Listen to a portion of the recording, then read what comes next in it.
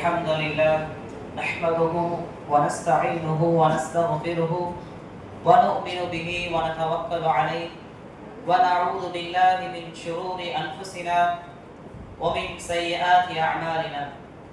من يهده الله فلا مضل له ومن يضلله فلا هادي له.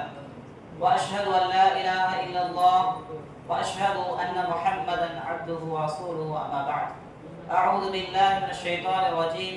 بسم الله الرحمن الرحيم. يا أيها الناس اتقوا ربكم الذي خلقكم من نفس واحدة وخلق منها زوجها وبث منهما رجالا كثيرا ونساء واتقوا الله الذي تساءلون به والأرحام إن الله كان عليكم رقيبا. يا أيها الذين آمنوا اتقوا الله حق تقاته ولا تموتن إلا وأنتم مسلمون. يا أيها الذين آمنوا اتقوا الله وقولوا قولا سديدا يصلح لكم أعمالكم ويغفر لكم ذنوبكم ومن يطع الله ورسوله فقد فاز فوزا عظيما.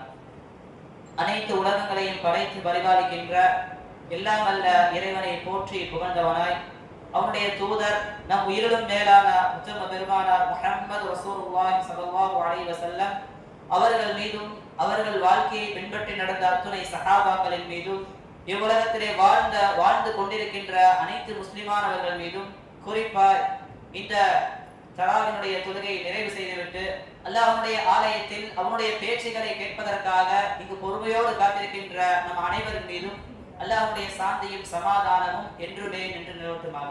ஆமென்.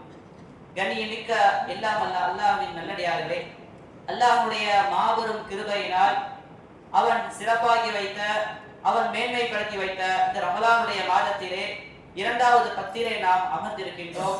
அல்ஹம்துலில்லாஹ். இதற்கு அதிகப்படியாக அல்லாஹ்விற்கு நாம் நன்றி செலுத்த கடமைப்பட்டிருக்கின்றோம்.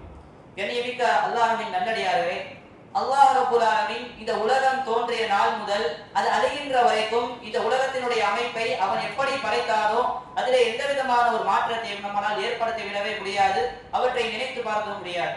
அதன் அடிப்படையிலே அல்லாஹ் ரப்பல் ஆலமீன் இந்த கால சூழ்நிலையில் 12 மாதங்களாக அவன் தீர்மானித்திருக்கிறான். இஸ்னா அஷர ஷஹ்ரன் என்று அல்லாஹ் குர்ஆனிலே குறிப்பிடுகின்றான். உங்களை நாம் 12 மாதங்களாக உங்களுக்கு நாம் ஆக்கியிருக்கின்றோம். அதிலே அல்லாஹ் ரப்பல் ஆலமீன் ஒரு 6 மாதங்களை புனிதமிக்க மாதங்களாக அல் குர்ஆனின் வாயிலாக நமக்கு சொல்லி காண்பிக்கின்றான். ஹதீஸிலும் இந்த 6 மாதங்கள் தான் சிறப்பு குறித்தானது என்று நமக்கு மேன்மைகளை சொல்லுகின்றது. அதிலும் குறிப்பாய் அல் குர்ஆனிலே இந்த 12 மாதங்களில் ஒரே ஒரு மாதத்தினுடைய பெயரை தான் அல்லாஹ் ரப்பல் ஆலமீன் குர்ஆனிலே குறிப்பிடுகின்றான். இருக்கக்கூடிய 12 மாதங்களில் முஹர்ரம், சஃபர், ரபியுல் அவ்வல் என்கின்ற இப்படியான 12 மாதங்களில் அல் குர்ஆனில் இடம்பெறக்கூடிய ஒரே ஒரு மாதத்தினுடைய பெயர் என்று சொன்னால் அது ரமலானுடைய மாதம். வேறு எந்த மாதத்தினுடைய பெயரையும் அல் குர்ஆன் குறிப்பிடவில்லை. முஹர்ரமுடைய மாதத்தை, ரஜபுடைய மாதத்தை எல்லாம் குர்ஆன் பேசவில்லை. ஆனால் அல்லாஹ் நேரடியாக ஒரு மாதத்தை உபயோகிக்கிறான் என்று சொன்னால் அது ஷஹ்ரு ரமலான் அல்லதி உன்ஸில ஃபீஹில் குர்ஆன், ரமலானுடைய மாதம் என்று அல்லாஹ் ரப்பல் ஆலமீன் பேசுகின்றான். அப்ப அதனூடாக நாம் புரிந்து கொள்ளலாம் இந்த ரமலானுடைய மாதம் என்பது எவ்வளவு ஒரு மகத்துவம் மிக்கதாக, எவ்வளவு ஒரு அருள்மிக்க ஒரு மாதமாக இருக்கிறது என்பதை இதனூடாக நாம் புரிந்து கொள்ளலாம். கண்ணியமிக்க அல்லாஹ்வின் நல்லடியார்களே, அல்லாஹ்வின் தூதர் ஸல்லல்லாஹு அலைஹி வஸல்லம் அவர்கள் கூறினார்கள், இந்த ரமலானுடைய சிறப்புகளை பற்றி ஏராளமான விஷயங்களை நமக்கு சொல்லி காண்பித்தார்கள். அதிலே சொல்லும் பொழுது சொன்னார்கள், ரமலானுடைய மாதம் வந்துவிட்டது என்று சொன்னால் நரகத்தினுடைய வாயில்கள் எல்லாம் பூட்டப்படுகின்றன, சொர்க்கத்தினுடைய வாயில்கள் திறக்கப்படுகின்றன, ஷைத்தான்கள் எல்லாம் விலங்கிடப்படுகிறார்கள் என்று இப்படியாக அதனுடைய மகத்துவத்தை நமக்கு விளக்கி காண்பித்தார்கள். எனவே சொர்க்கத்தினுடைய வாசல்கள் திறந்திருக்கக்கூடிய, அது திறந்தே இருக்கக்கூடிய இந்த மாதத்திலே நாம் அதிகப்படியான நல் அமல்களை செய்து அந்த சொர்க்கத்தை நோக்கி விரையக்கூடிய மக்களாக நாம் இருக்க வேண்டும். அப்ப நாம் சொர்க்கத்தை அடைய வேண்டும் என்று சொன்னால், அந்த சொர்க்கத்திற்குள்ளாக நாம் செல்ல வேண்டும் என்று சொன்னால் இந்த மாதத்தை நாம் அப்படியே வெறுமன அது புனிதமானது என்று நினைத்துக் கொண்டே இருந்தால் மட்டும் நம்மால் அடைந்து விட முடியாது. இந்த மாதத்திலே நம்மால் எந்த அளவுக்கான அமல்களை நாம் செய்ய வேண்டுமோ அந்த அளவுக்கான அமல்களை நாம் போட்டி போட்டு நம்முடைய முன்னோர்கள் சஹாபாக்கள் எப்படியெல்லாம் செலவழித்தார்களோ அவர்களே ஒரு முன்னுதாரணமாக கொண்டு நம்முடைய அழகிய தூதர், அழகிய முன்மாதிரி யாரிடத்தில் இருக்கிறது என்று அல்லாஹ் ரப்பல் ஆலமீன் சொல்லி காண்பித்தானோ அப்படிப்பட்ட அல்லாஹ்வுடைய தூதரை பின்பற்றி இந்த மாதத்திலே என்னவெல்லாம் அமல்களை செய்ய முடியுமோ அப்படியான நற்காரியங்களை செய்தால் நிச்சயம் நாமும் அந்த சொர்க்கத்தினுடைய வாசலை, சுவனத்தை அடைவோம் என்பது நிச்சயமாக இருக்கின்றது. இன்ஷா அல்லாஹ் அல்லாஹ் ரப்பல் ஆலமீன் நம் அனைவரையும் சொர்க்கத்திலே நுழைப்பானாக. கண்ணியமிக்க அல்லாஹ்வின் நல்லடியார்களே, அப்ப அதிகப்படியான நல்ல அமல்கள் செய்ய வேண்டும் என்று சொல்லும் பொழுது இந்த மாதத்திலே ஏராளமான நல்ல அமல்கள் செய்வதற்கான வழிகளை அல்லாஹ் ரப்பல் ஆலமீன் ஏற்படுத்தி தந்திருக்கிறான். அதிலும் குறிப்பாய் இந்த மாதத்தை, இந்த ரமலானுடைய மாதத்தை அல்லாஹ் ரப்பல் ஆலமீன் சிறப்பித்து பேசும் பொழுது அவற்றை இன்னொன்றோடு சேர்த்தே பேசுகின்றான். எந்த ஒன்றோடு அல்லாஹ் ரப்பல் ஆலமீன் சேர்த்து பேசுகிறான் என்று சொன்னால், அகிலத்திற்கு ஒரு அருட்கொடையாக, அகிலத்திற்கு ஒரு நல்லுபதேசமாக நாம் இறக்கி வைத்தோம் என்று சொல்லுகின்றானே, அப்படிப்பட்ட குர்ஆனோடு அல்லாஹ் ரப்பல் ஆலமீன் இந்த மாதத்தை பேசுகின்றான். அல்லாஹ் சொல்கின்றான், ஷஹ்ரு ரமதான் அல்லதி உன்ஸில ஃபீஹில் குர்ஆன். இந்த ரமலானுடைய மாதம் எப்படிப்பட்டது என்று சொன்னால், இந்த மாதத்தில் தான் உங்களுக்கு குர்ஆனை நாம் இறக்கி வைத்தோம். முதல் லின்னாஸ், அந்த வேதம் எப்படிப்பட்டது என்று சொன்னால் மனிதர்களுக்கு நேர்வழி காட்டக்கூடியதாக இருக்கின்றது. வபையினாத்தின் மினல் ஹுதா வல் ஃபுர்கான், மனிதர்களுக்கு நன்மைகளையும் தீமைகளையும் பிரித்தறிவிக்கக்கூடிய அப்படிப்பட்ட அந்த ஃபுர்கானை நாம் இந்த மாதத்தில் தான் இறக்கி வைத்தோம் என்று சிறப்பு குறித்து அல்லாஹ் பேசுகின்றார். அப்ப நாம் புரிந்து கொள்ளலாம், குர்ஆனை கொண்டு இந்த மாதம் புனிதம் பெறுகின்றதா அல்லது இந்த மாதத்தை கொண்டு குர்ஆன் புனிதம் பெறுகிறது என்று சொன்னால் அது எவ்வளவு பெரிய ஒரு அற்புதமான ஒரு விஷயமாக இருக்கின்றது. எனவே இந்த மாதத்தில் நாம் இருக்கிறோம் என்று சொன்னால் நாம் அதிகமாக குர்ஆனோடு தொடர்பு கொள்ளக்கூடிய மனிதர்களாக நாம் இருக்க வேண்டும். கண்ணியமிக்க சகோதரர்களே, பொதுவாக ஒரு காரியத்திற்கு, ஒரு பொருளுக்கு நாம் முக்கியத்துவம் கொடுக்க வேண்டும் என்று சொன்னால், ஒரு காரியத்திற்கு, ஒரு பொருளுக்கு நாம் கண்ணியத்தை கொடுக்க வேண்டும் என்று சொன்னால் அந்த பொருளினுடைய அந்த பயன்பாடுகளை நாம் தெரிந்தால்தான், அதனுடைய முக்கியத்துவத்தை தெரிந்தால்தான் அதற்கான கண்ணியத்தை நாம் கொடுப்போம். உதாரணமாக நாம் விளங்கிக் கொள்ள வேண்டும் என்று சொன்னால், ஒரு மனிதர் வருகின்றார். அந்த மனிதர் உயர்ந்த ஒரு மனிதர், அவர் ஒரு ஜனாதிபதி அல்லது உயர் பதவியில் இருக்கக்கூடியவர் என்பதை நாம் அறிந்தால்தான் அவரை பார்க்கும் பொழுது நமக்கு அப்படியான ஒரு தோற்றம் ஏற்படும்.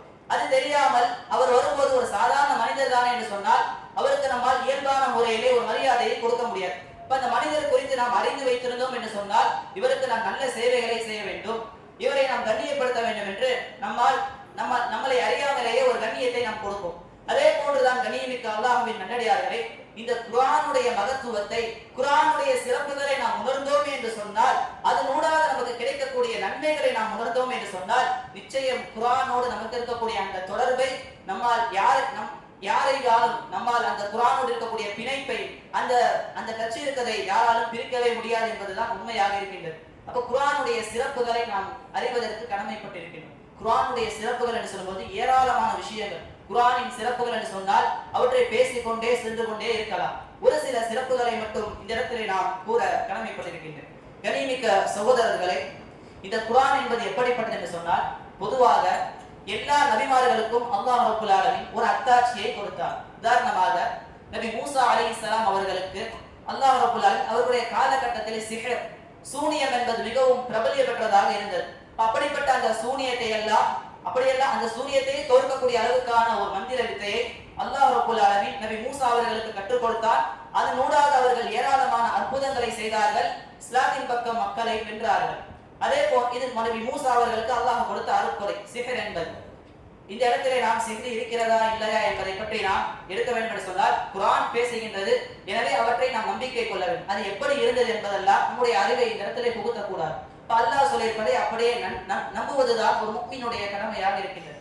அதே போன்றுதான் நபி ஈசா அவர்களுக்கு அல்லாஹ் என்ன ஒரு அருட்கொடையை கொடுத்தான் என்று சொன்னால் அவர்களுக்கு மிகப்பெரிய மருத்துவத்தை ஒரு அருட்கொடையாக அல்லாஹ் ரப்பல் ஆலமீன் அவர்களுக்கு கொடுத்தார். எப்படியான ஒரு அருட்கொடை என்று சொன்னால், நபி ஈசா அவர்கள் யாருக்கெல்லாம் கண்ணு தெரியாமல் இருக்கின்றதோ, யார் கண் பார்வை இறந்தவர்களாக இருக்கின்றார்களோ, அதே போன்று வெண்குஷ்டம் இது போன்ற நோய் உடையவர்களை அவருடைய கைகளால், அவருடைய கரங்களால் அப்படியே தடவினார்கள் என்று சொன்னால் அந்த நோயெல்லாம் அப்படியே பறந்துவிடும், அந்த நோய் அவர்களுக்கு ஷிஃபாவாக மாறிவிடும் என்று இப்படியாக இன்னும் எந்த அளவுக்கு அல்லாஹ் அவர்களுக்கு அருட்கொடையை கொடுத்தான் என்று சொன்னால், அல்லாஹ்வுடைய உதவியை கொண்டு இறந்த ஒரு மனிதரை கூட உயிர்ப்பிக்கக்கூடிய ஒரு ஆற்றலை அல்லாஹ் ரப்பல் ஆலமீன் அவ்வளவு பெரிய ஒரு அத்தாட்சியை நபி ஈசா அவர்களுக்கு கொடுத்தான். இப்படியாக இதன் வரிசையிலே நபி முஹம்மது அவர்களுக்கு அல்லாஹ் கொடுத்த ஒரு மகத்தான ஒரு அருட்கொடை என்னவென்று சொன்னால், ஒரு மகத்தான ஒரு அத்தாட்சி என்னவென்று சொன்னால் அதுதான் இந்த அருள்மறை குர்ஆனாக இருக்கின்றது. எப்படியான ஒரு அருட்கொடை என்று சொன்னால், உண்மையிலேயே இந்த குர்ஆன் சவால் விடுகின்றது, நீங்கள் உண்மையாளர்களாக இருந்தால் இது போன்று ஒரு வசனத்தை நீங்கள் கொண்டு வாருங்கள், நாம் உண்மையான இறைவனா அல்லது நீங்களா என்று பார்த்துக் கொள்ளலாம் என்று அல் குர்ஆன் பல்வேறு இடங்களிலே சவால் விட்டுக் கொண்டேதான் இருக்கின்றது. அவற்றை துணிந்து ஏற்றுக்கொள்ளக்கூடிய ஒரு நபரும் இன்றைக்கும் இல்லை, என்றைக்கும் இருக்க மாட்டார்கள் என்பதுதான், அதுதான் குர்ஆனுடைய மகத்துவமாக, குர்ஆன் உண்மையானது என்பதை நிரூபிக்கக்கூடிய ஒரு தருணமாக இருக்கின்றது. அப்படியான ஒரு அருட்கொடை. இன்னும் கண்ணியமிக்க அல்லாஹ்வின் நல்லடியார்களே, இந்த குர்ஆன் என்பது மனிதர்களுடைய உள்ளங்களை அப்படியே கவர்ந்திழுக்கக்கூடிய ஒரு மிகப்பெரிய ஆற்றல் மிக்கதாக இருக்கின்றது.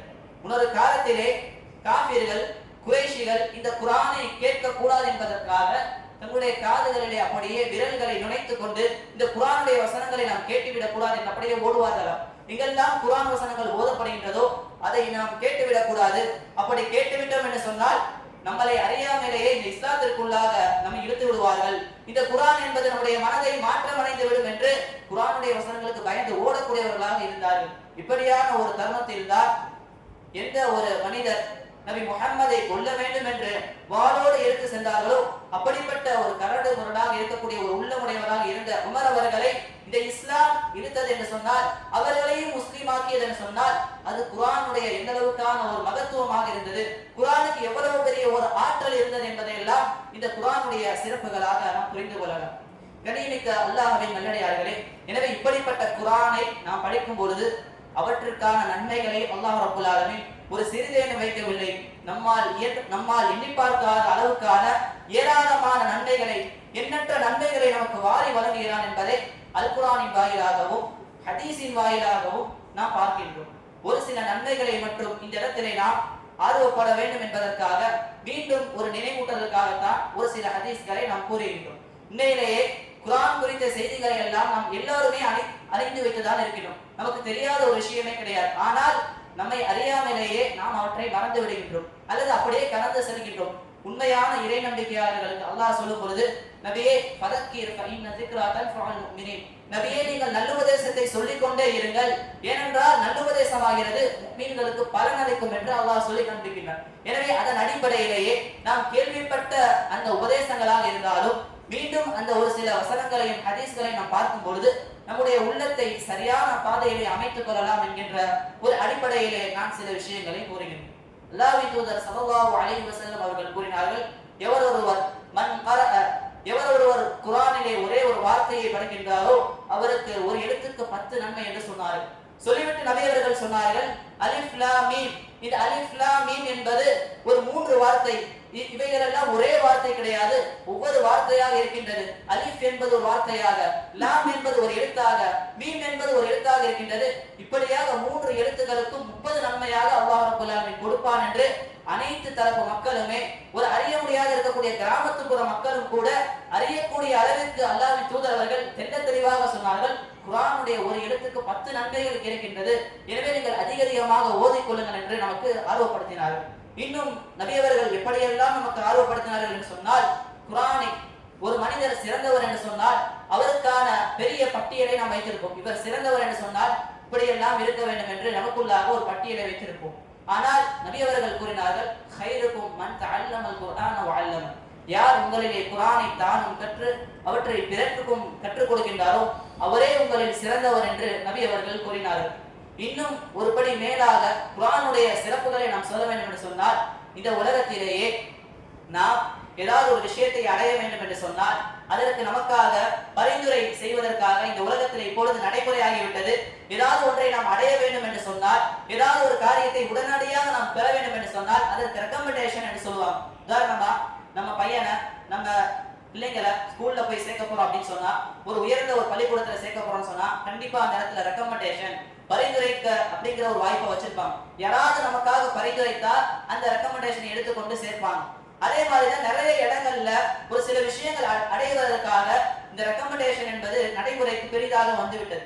கண்ணியமிக்க சகோதரர்களே, நாளை மறுமை நாளிலே நமக்காக நம்மை பெற்றெடுத்தவர்களாக இருந்தாலும் சரி, நாம் பெற்றெடுத்த பிள்ளைகளாக இருந்தாலும் சரி, அப்படிப்பட்ட எந்த இரத்த உறவுகளாக இருந்தாலும் சரி, நமக்காக வேண்டி அல்லாஹ்விடத்திலே நாளைக்கு பரிந்துரைக்க வரவே மாட்டார்கள். அல்லாஹ் குர்ஆனிலே சொல்கின்றான், அவர்கள் யாருடைய அனுமதியும் இல்லாமல், அல்லாஹ்வுடைய அனுமதி இல்லாமல் யாராலும் அந்த இடத்திலே பரிந்துரைக்க முன்வர கூட முடியாது என்று அல்லாஹ் சொல்லி காண்பிக்கிறான். எனவே அப்படிப்பட்ட ஒரு இக்கட்டான ஒரு சூழ்நிலையில் நமக்காக பரிந்துரை செய்யக்கூடிய ஒரு விஷயமாக இருக்கும் என்று சொன்னால் அது இந்த அல் குர்ஆனாக இருக்கின்றது. அல் குர்ஆன் வந்து பேசுமா, யா அல்லாஹ், இந்த மனிதர் என்னை ஓதினார், இந்த மனிதர் என்னோட ஒரு உறவு கொண்டிருந்தார், இந்த மனிதர் என்னை பார்க்கும் போதெல்லாம் சங்கை செய்தார் என்று நமக்காக பரிந்துரைத்து பேசக்கூடிய ஒரு மிகப்பெரிய ஒரு அத்தாட்சியாக, ஒரு மிகப்பெரிய சிறப்பு மிக்கதாக இந்த குர்ஆனை ஆக்கி வைத்திருக்கின்றார். கண்ணியமிக்க சகோதரர்களே, எனவே இப்படிப்பட்ட இந்த குர்ஆனோடு நாம் இந்த மாதத்திலே அதிகமாக நாம் செலவிட வேண்டும். நம்முடைய முன்னோர்கள் சஹாபாக்கள் சலஃபு சாலிஹீன்கள் எல்லாம் இந்த மாதத்திலே முழுக்க குர்ஆனோடு அவர்கள் நெருங்கி இருந்தார்கள். இந்த அளவுக்கு என்று சொன்னால் அவருடைய இந்த ஒரு நாள் என்று சொன்னால் அதிலே கால்வாசியாது குர்ஆனோடு அவர்கள் தொடர்பு கொண்டிருந்தார்கள். கண்ணியமிக்க சகோதரர்களே, நமக்கு அல்லாஹ் ரப்பல் ஆலமீன் அழகான இரு கண்களை கொடுத்திருக்கின்றான், காதுகளை கொடுத்திருக்கிறான். இன்றைக்காவது இந்த கண்களை கொண்டு அல் குர்ஆன் முழுவதையும் நாம் ஒரு தடவையாவது ஓதி அதனுடைய வார்த்தைகளை நாம் பார்த்திருக்கின்றோமா? அல்லாஹ் நமக்கு காதுகளை கொடுத்திருக்கின்றானே, இன்றைக்காவது நாம் ஒரு முறையாவது இந்த அல் குர்ஆனை முழுவதுமாக நாம் செவியேற்றிருக்கின்றோமா? நாம் தொழுகைகளிலே செவியேற்கின்றோம், ஆனால் அல் குர்ஆன் முழுவதையும் ஒரு முறையாக நம்முடைய வாழ்க்கையிலே முழுவதுமாக நாம் செவியேற்றிருக்கின்றோமா? அல்லாஹ் நமக்கு அழகான நாவை கொடுத்திருக்கின்றான். இந்த நாவை கொண்டு அல் குர்ஆனை ஒரு முறையாக முழுவதுமாக ஓதிருக்கின்றோமா என்பதை சிந்திக்க வேண்டும். எனவே இப்படிப்பட்ட இந்த ரமலானுடைய மாதத்திலே இதுவரைக்கும் நாம் செய்யவில்லை என்று சொன்னாலும் ஏராளமான நன்மைகளை தரக்கூடிய இந்த பாக்கியத்தை நாம் அடையக்கூடிய மனிதர்களாக இருக்க வேண்டும்.